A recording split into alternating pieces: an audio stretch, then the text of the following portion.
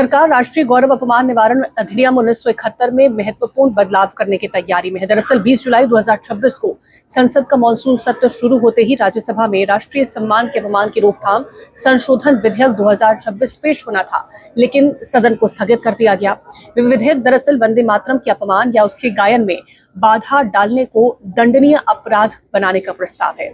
सवाल यह है कि इस बिल से सरकार किस पर निशाना साधने की कोशिश कर रही है और साथ ही इसकी सजा आखिरकार तय कैसे की जाएगी। दरअसल इस विधेयक का सबसे बड़ा मकसद ये है कि वंदे मातरम को वही कानूनी सुरक्षा दी जाए जो कि अभी तक राष्ट्रगान यानी कि जन गण मन को मिली हुई है। विधेयक का उद्देश्य वक्तव्य साफ कहता है कि वर्तमान में वंदे मातरम के गायन में अपमान को रोकने के लिए कोई विशिष्ट कानूनी प्रावधान नहीं है, यानी कि कोई भी ऐसा कानून नहीं है जिसके चलते ये दंडनीय अपराध बन सके। और राष्ट्रीय सम्मान अपमान की रोकथाम अधिनियम 1971 में संशोधन करेगा। इस अधिनियम के तहत राष्ट्रीय ध्वज धारा 2, राष्ट्रगान धारा 3 और संविधान धारा 1A का अपमान करने पर सजा का प्रावधान है। नए विधेयक के साथ ही राष्ट्रीय गीत वंदे मातरम को भी इन राष्ट्रीय प्रतीकों की तरह कानूनी दर्जा जो है वो मिल जाएगा। सरकार का तर्क ये है कि वंदे मातरम भारत के स्वतंत्रता संग्राम और राष्ट्रीय इतिहास में एक अनोखी जगह रखता है। एक बेहद महत्वपूर्ण इसका स्थान है।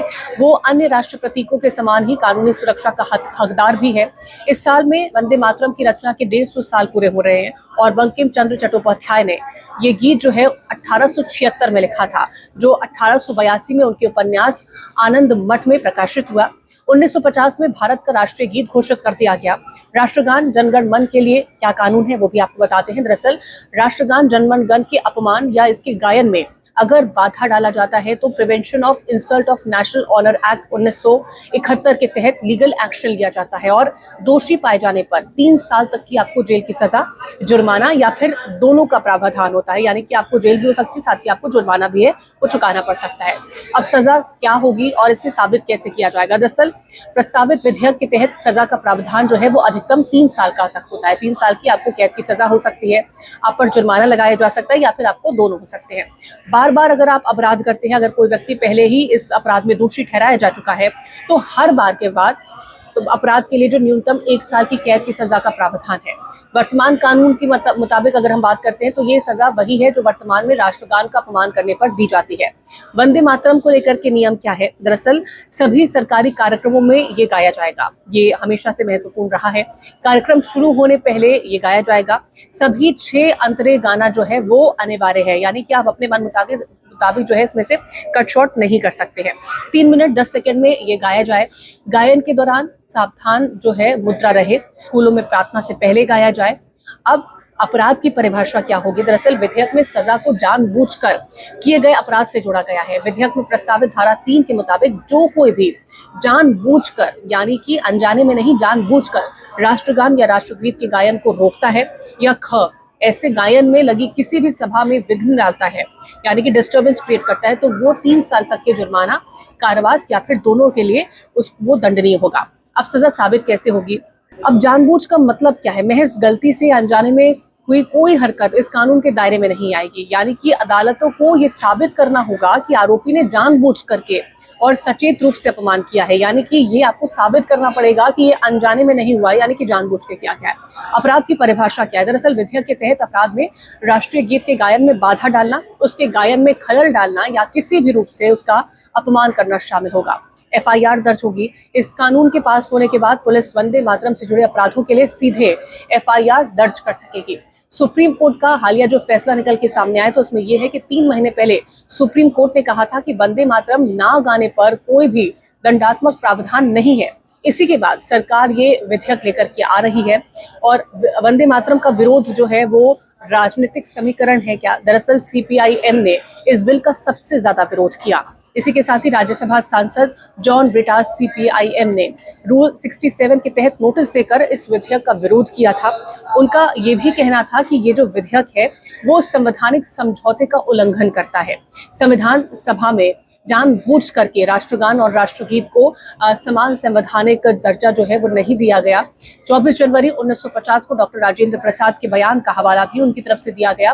ब्रिटास ने कहा कि संविधान सभा ने इस पर कोई भी औपचारिक प्रस्ताव नहीं पारित किया और इस वजह से इस बयान का कोई संवैधानिक बल जो है वो नहीं है। ये उनकी तरफ से हवाला दिया गया। गीत के कुछ हिस्से जो हैं वो हिंदू देवी देवताओं का आवाहन करते हैं, इसीलिए 1950 में एक संवैधानिक समझौता हुआ था जो गीत के ऐतिहासिक महत्व और उसके राष्ट्र की जो समावेशी प्रकृति है दोनों को संरक्षित करता है। विधेयक अनुच्छेद 19(1)(1) अभिव्यक्ति की स्वतंत्रता यानी कि आपकी जो अभिव्यक्ति की आजादी है, अनुच्छेद 25 अंतरात्मा की स्वतंत्रता और धर्म की स्वतंत्रता, अनुच्छेद 21 व्यक्तिगत स्वतंत्रता और गरिमा का उल्लंघन करता है, यानी कि ये आपके जो राइट्स हैं उनका उल्लंघन है। ये उनका हवाला था। कांग्रेस का रुख क्या है? दरअसल कांग्रेस सांसद मणिशंकर टैगोर ने इस विधेयक को आरएसएस प्रेरित शक्ति का दुरुपयोग करार दिया। प्रियंका गांधी ने दिसंबर 2025 में हुई बहस के दौरान इस गीत के कालक्रम का हवाला देते हुए पीएम मोदी पर तथ्यों को गलत तरीके से पेश करने का आरोप लगाया था। ये अलग अलग पार्टी की प्रतिक्रिया है, लेकिन बीजेपी ने आरोप लगाया कि कांग्रेस और पार्टी के लोकतंत्र वंदे मातरम से नफरत करते हैं। तो बीजेपी का पक्ष ये है कि वो नफरत करते हैं, इस वजह से इसका समर्थन नहीं कर रहे हैं। बीजेपी ने कांग्रेस पर राष्ट्रीय गीत का अपमान करने का लंबा इतिहास होने का आरोप लगाया। पीएम मोदी ने दिसंबर 2025 में यह भी कहा था कि गीत को छोटा करके कांग्रेस ने मुस्लिम लीग और मोहम्मद अली जिन्ना को खुश करने की कोशिश करी थी, इस बात का भी आरोप लगाया। क्या वंदे मातरम बिल संसद में पास हो जाएगा? ये भी एक बड़ा सवाल उठ रहा है। दरअसल एक्सपर्ट्स का ये मानना है कि वंदे मातरम बिल जो है वो सरकार का वो कदम है जो राष्ट्रीय गीत को राष्ट्रगान के समान ही कानूनी दर्जा देता है, उसी तरीके से उसको इज्जत देता है। सरकार का ये तर्क है कि वंदे मातरम के गायन में अपमान को रोकने के लिए कोई विशिष्ट कानूनी प्रावधान नहीं है। फिलहाल ये विधेयक जो है वो राज्यसभा में पेश होने के लिए तैयार है। अब इसे लेकर के लोकसभा और राज्यसभा दोनों से पास होना है, फिर राष्ट्रपति की मंजूरी के लिए ये जो है वो जाएगा। विपक्ष ने पूरी ताकत से इसका विरोध किया, इसकी तैयारी भी की, और अब ये देखना होगा कि क्या सरकार जो है वो सर्वदलीय सहमति इस पर बना पाती है या फिर ये जो विधेयक है वो संसद के पटल पर ही ठंडे बस्ते में चला जाएगा। अब ये बेहद महत्वपूर्ण होगा क्योंकि जो सदन की कार्यवाही चल रही है इसी दौरान ये तय हो जाएगा कि आखिरकार इसका भविष्य क्या रहने वाला है। आप इस बिल को कैसे देखते हैं? ये जो संशोधन हो रहा है इससे आप कैसे देखते हैं? जरूर कमेंट करिए।